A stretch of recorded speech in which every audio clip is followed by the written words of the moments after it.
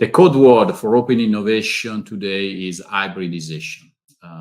Open innovation models are being evolving over time, and that's something that we know. But one thing that we are currently witnessing is that more and more of these models are going across, are becoming, let's say, a bit more hybrid, sharing tools in a way that can hopefully produce results. A very interesting example is Telefónica, and specifically Wayra. Again, as you might remember, Telefónica has been one of the first players worldwide to enter the open innovation arena. The most famous initiative has been Wayra. They probably has been one of the first to launch the model, the concept of corporate accelerators, supported by hubs in Europe and in Latin America. And down the way, Wayra and the Telefónica's approach to open innovation has evolved into something else. And today, Wayra is something that is very hybrid across venture client and corporate venture client. In order to get a better understanding of what has been the evolution, specifically what is ahead of that, I have the pleasure to have with me Agustin Moro. Agustin, beyond being a long-term friend, again, since we know each other since a while, is currently the Director of Innovation Services at Telefónica Open Innovation. Welcome, Agustin.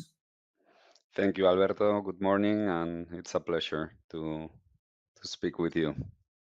So, Agustin, let's try to get a bit of clarity first in terms what is the open innovation galaxy of Telefónica. Again, I think Wayra probably is one of the brand name that is definitely more known, but there is Telefónica Venture and there is Telefónica Open Innovation that, as we understand, is the main entity that's currently covering all the innovation activities. Go back a bit, what has been the history and what are currently the current situation inside Telefónica?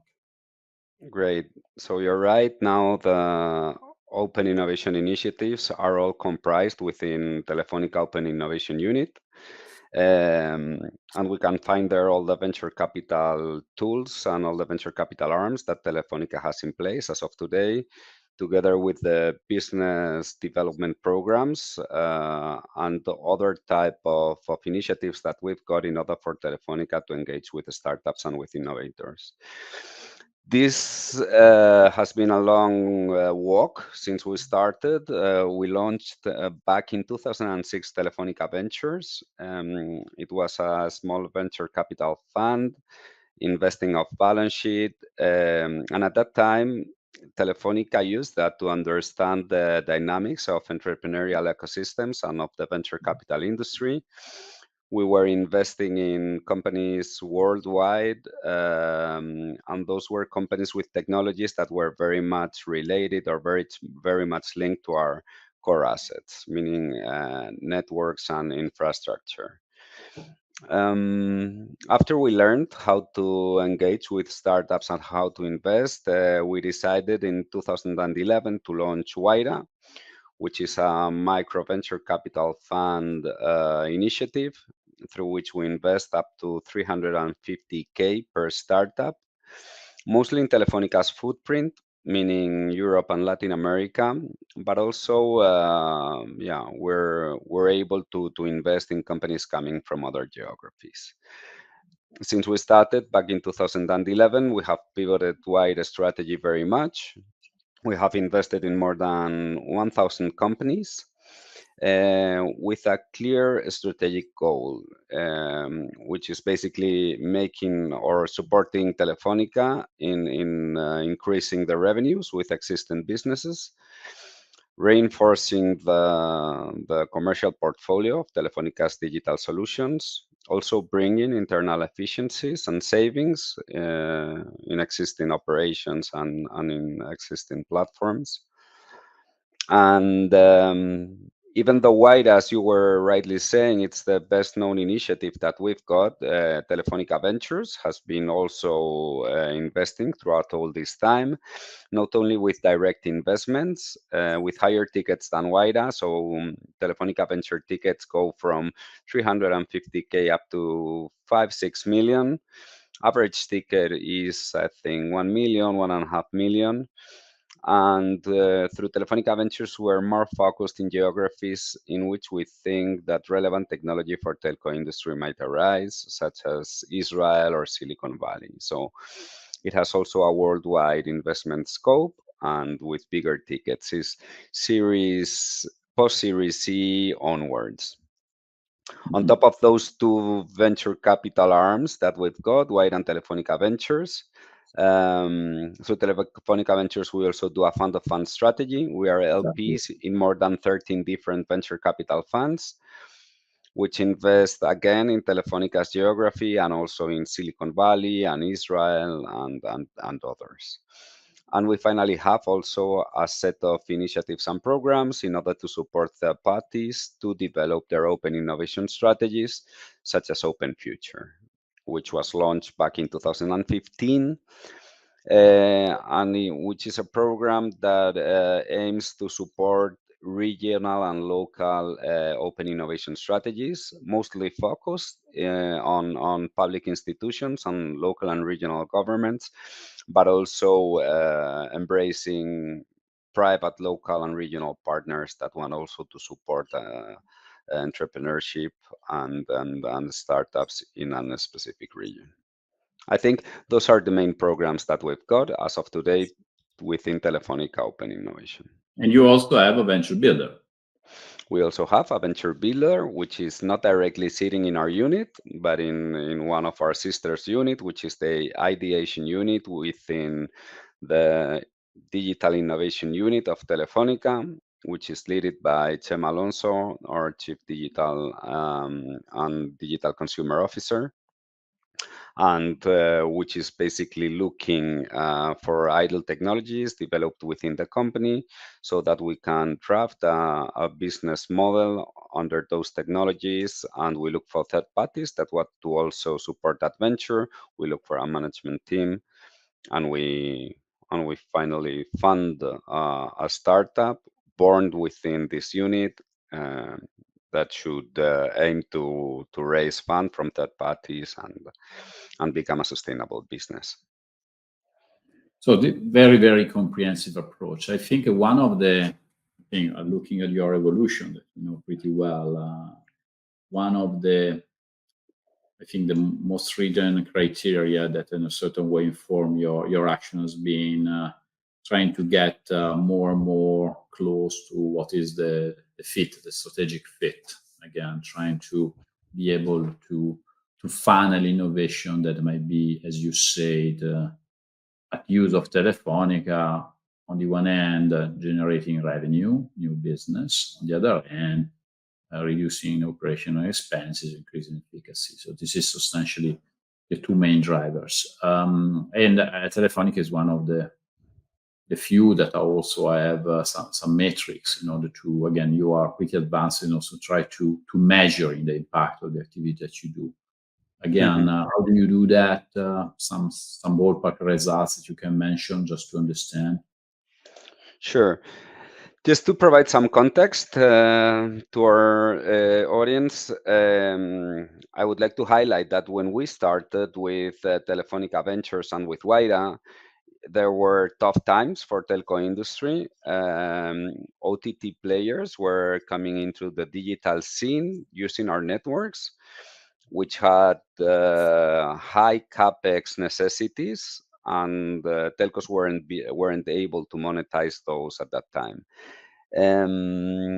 So from the beginning, and even though we were born as far away from Telefónica, because we knew that at the beginning, in order to position ourselves and to have a clear value proposition to entrepreneurs, we had to be independent and a bit far away from the big corporation.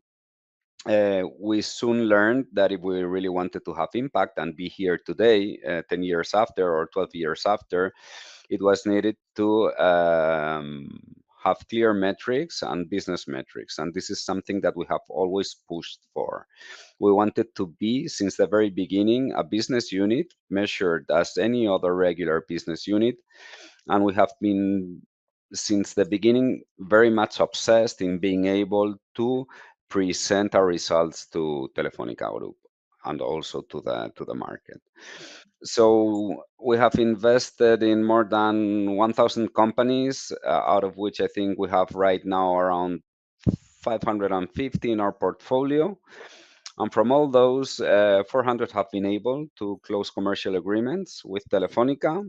We have achieved almost 700 million revenues for Telefónica by our business units reselling the startup solutions in which we have invested. And in terms of savings, I think that should be around 200 million, though that's a metric that's hard to follow. Yeah.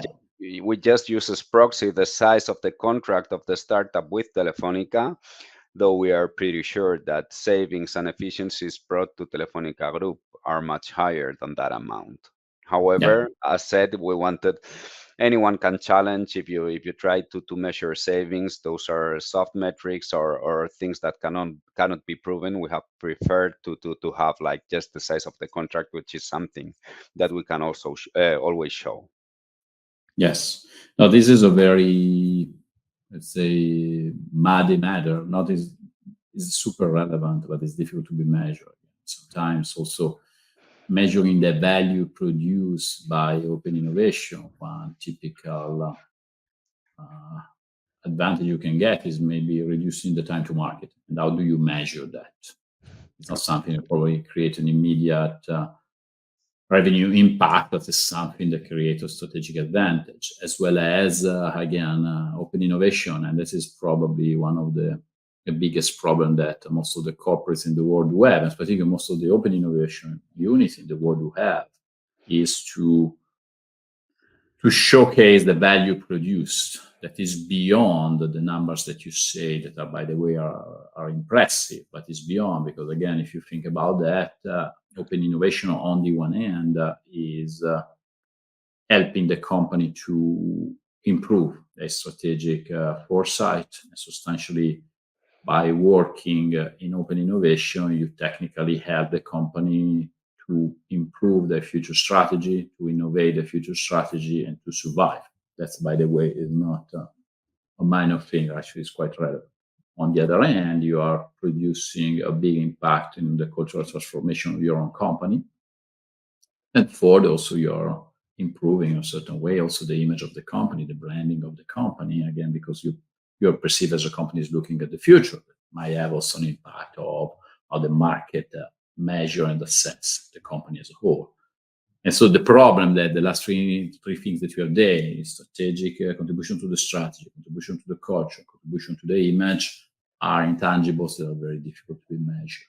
And so at some point we need also to try to add some concrete, more pragmatic, more economic KPI to try to support. Also, we know that these KPI are partial because we are just measuring what has been extracted from the open innovation today. It doesn't mean that what will be extracted in the future. Maybe we can go beyond. Again, we have some successful implementation, maybe start small and then become larger. The impact on cost savings is larger. Imagine also all the impact on strategy. So this kind of stuff is relevant, difficult to be measured. And I don't know if you have some KPIs also to try to measure this kind of intangible activities. It's super relevant, as you certainly say, Alberto, and this is something that we have also measured in the past. We have always spoken about the ripple effect of open innovation, which impacts in all the dimensions that you were mentioning: culture, positioning, branding, and many other things. Um, However, in the end, and I think this is a common challenge that we have with other innovation units, open innovation units from other corporates, when you're doing open innovation at a big and complex group, you have the risk of spreading too thin.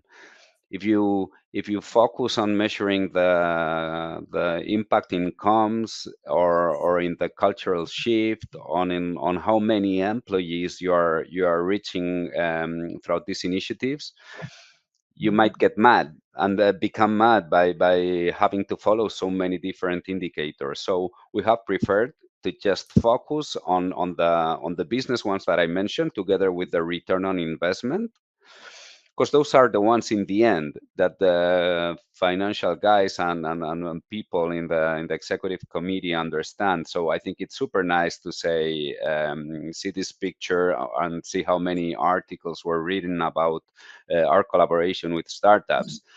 But that's not how a business is measured in stock markets or in front of the analysts. And yeah, we want to be treated by just as another business unit.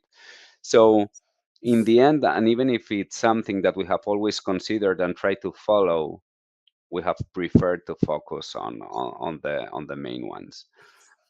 I could give you all figures on the comms, but those are updated. We stopped doing and following those metrics, I think 3, 4, 5 years ago. Not anymore.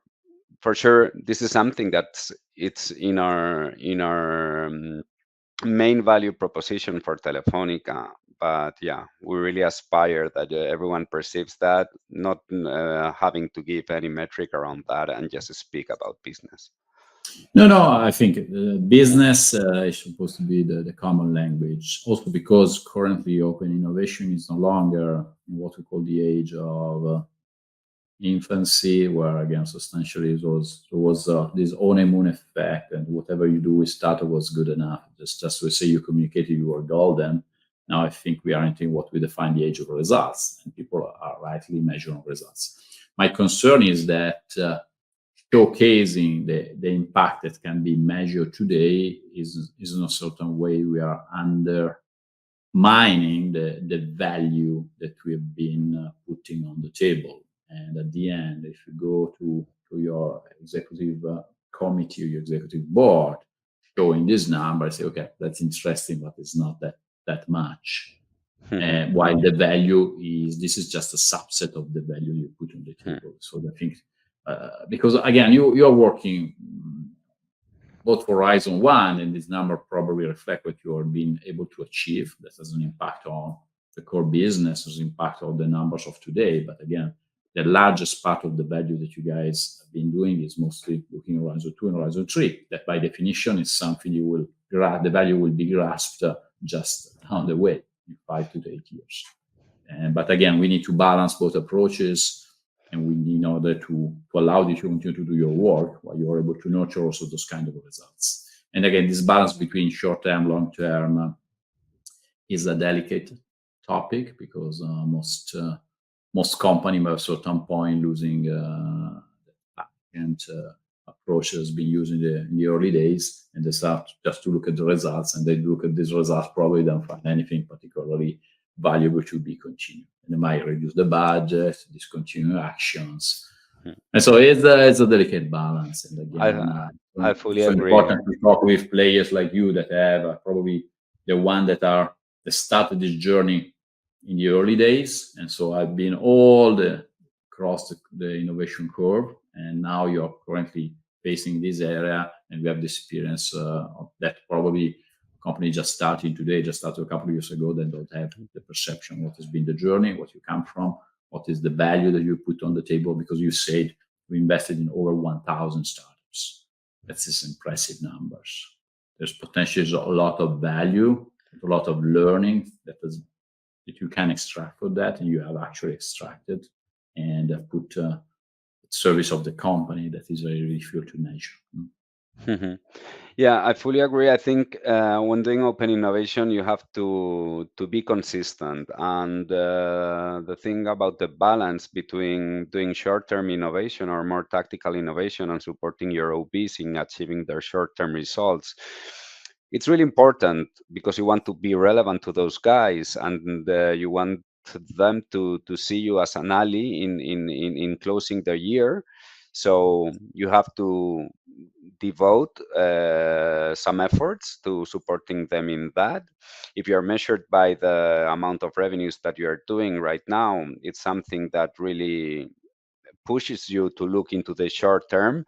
But as you were saying, we're open innovation units, and we have to look into Horizon 3 too, and we have to invest in the future of telco playground and making sure that we do not miss any opportunity around new technologies or things that might have not a proper fit right now with what Telefonica is doing, but can be the game changer of tomorrow or the killer technology of tomorrow.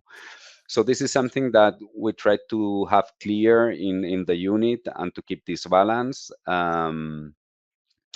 We do investments in things that are in fact against the strategy of our business, such as the investment that we've got in Borderless and Ilium, which is this decentralized network IoT connectivity platform that was born in US in the West Coast, and that's spreading out, all geographies. And for sure, that's a competitor. But we think that, and maybe our network guys are not happy with that. But we're also here to bring optionality to Telefonica Group, and we can only do that by doing things that might not bring any revenue today, but might bring that in 10 or 20 years time, or even allow Telefonica to be here in 20 years time. So yeah, I think it's a matter also, Alberto, of setting clear goals and being consistent. You have I always think of, so when we go to Telefonica's board of directors or executive committee, you only have half an hour. We could speak about comms, we could speak about many things, but in the end, yeah, we prefer them to spec two or three things, and be able to go 6 months after or 1 year after and say, hey, the things that we promised in the last time we were here, we have achieved those, and here are maybe one or two success cases, and this is what we will be doing in the next period. And since I've been in the open innovation unit in Telefonica, it has been a matter of perpetual reinvention and fine tuning. And as you were saying at the beginning, hybridization of what we do, because you have to serve on one hand to your mother group, but on the other hand, you have to serve entrepreneurs and startups. And they're a super demanding customer. I think they're the most demanding customer that exists. So if you don't put on the table business development opportunities for them, if you don't put on the table financing, agile processes, and in a nutshell, smart money, you won't be able to attract best talent. So I think it's kind of being, I don't know how to say that in English, but it's like un equilibrista. It's like, yeah, you have to keep all the Yeah. balls in the air. Tightrope walker, yes. Yeah, that's it. That's it. It's fun. It's exhausting, but yeah, it's fun. And again, let me take the advantage of sitting with someone that, again, you have been in Telefonica since a while, and Telefonica has been on the open innovation arena since a while. So most of the typical discussion, we are seeding the future. So we are building something that will change the strategy of the company in the future. Since you have been around for more than 10 years, if you go look back and find, can you find a couple of example of startups that you invested, worked with years ago that actually has been embedded, helped to transform the strategy of Telefonica? So yeah, some good success cases come to my mind. so I might think of Devo, which is an artificial intelligence company, which is one of the unicorns now in Spain. That when we started to use as a customer, Telefónica as a customer, their technology, they were able to predict real time like failures in the network systems, maybe for video content delivery and many other use cases. They were a Series A, Series B company, and yeah, we have walked all the walk together with them, um, and I'm sure that having agreements and contracts with Telefonica of more than seven figures uh, really supported them in their way to become a unicorn, and that was a super valuable, or is a super valuable technology that Telefonica has, and that was identified by us. Another example that I like is the one that I was previously mentioning around borderless capital, which is a fund coming from Helium, this decentralized network for IoT connectivity, and which also allowing us to learn how decentralized networks and collaborative networks are deployed and how they work, and they even have a tokenization component in which they reward end users that deploy their devices at home, and they get these tokens. And this is something, a model that's new to a big corporation, and from which we have learned a lot. In terms of return on investment, I have to name, on one hand, Altiostar, which was a joint investment of Telefonica together with Deutsche Telekom Deutsche Telekom and Orange. It was an open run company that we invested in, I think, 2018, and we sold 1 year and a half after with huge returns, and also with big learnings for our network guys.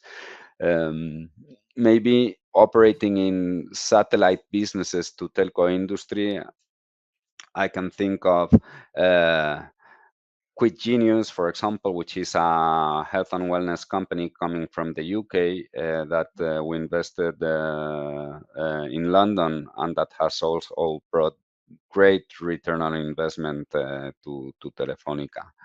So many different examples come to my mind. Basically, what we try is, on one hand, enhancing existing businesses, but we also like to uh, put some money in the verticals in which we think telco industry might have the right to play in the coming months or in the coming years, such as health, such as energy, such as mobility. And I'm still expecting like a good investment that really supports and or helps Telefonica to build like more than 100 million revenues business in a short term.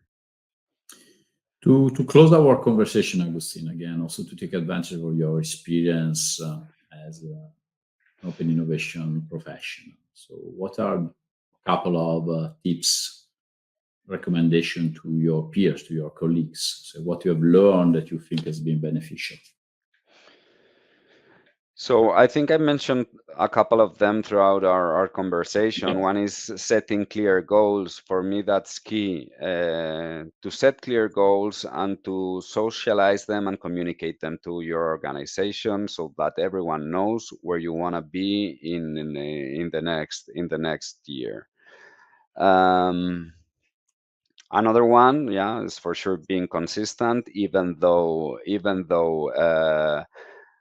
you might fail in achieving those goals any quarter or any semester. You have to keep on pushing for that, and uh, there are tough times when you're doing open innovation, but if you really think that you're right, keep on the track. So no one has the secret sauce when it comes to open innovation. We see, as you were saying, hybridization of the models. So follow a strategy and be consistent. There are no shortcuts for this. So yeah, just just keep on doing what you think you're right. And finally, I think you have, with the open innovation units, we also have to at times try to hack the system. And instead of asking for permission, asking for forgiveness. So in big companies, if you ask for permission, you might be dead. Yeah. So at times, if you really have set clear goals, if you think you're right, be consistent. And if you have to find carve outs and shortcuts to what you're doing, do them. If you are coherent, if you have neat figures, if you're not giving away money or throwing away money, I'm sure you will be. So we are the innovation unit. They have to understand that this is not only just about investing in companies, and it's also about changing our companies and changing processes. So yeah, hack the system. Yeah, and then finally, one thing that you mentioned before, work with startups in a fair way, because again, I think each corporate have a reputation on the market, and when you are able to work properly with startups in a fair way, you typically this reputation pays off.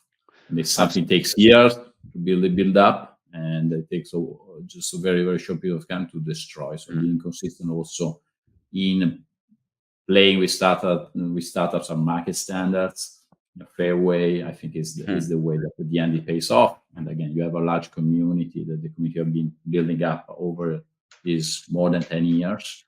And it's something that is your largest asset, because also you have a very good reputation with all of them, as far as I hear around. I think, yeah, from an investment perspective, we have a good value proposition, but even more importantly, from a business development perspective, you can feel with our portfolio companies that they know that we're focused on bringing them what they do not have, which is access to these 380 million clients base that Telefónica has, reaching 14 countries. And you can feel that the Open Innovation Unit is focused on that, bringing them business. That's what we have different to venture capitals, and that's what we want to give them. Perfect. Thank you, Agustin. It's been, as usual, an interesting discussion, and let's keep the communication channel open, because again, as discussed, models do evolve, approaches do change, and I think it's also important to stay in touch with the market leaders on this topic, that is open innovation, to understand what's next. So thank you so much for your time. Thanks to you, Alberto. Always a pleasure.